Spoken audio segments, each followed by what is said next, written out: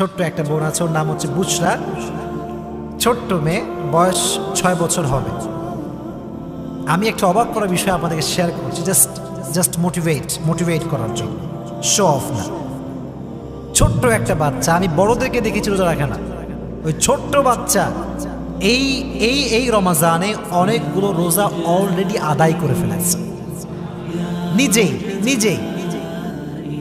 আমরা তো ওই যে সাহারি খাওয়ার জন্য উঠি, তো বাচ্চা মানুষ ভাবে যে কিরে সবাই উঠে যায় কোথায়, তো ঘুম থেকে উঠে আসছে, দেখছে আমরা সবাই বসে বসে সাহারি করছে, তো ওইও বলছে আমিও খাবো, ঘুমের তালেই বলছে আমিও খাবো।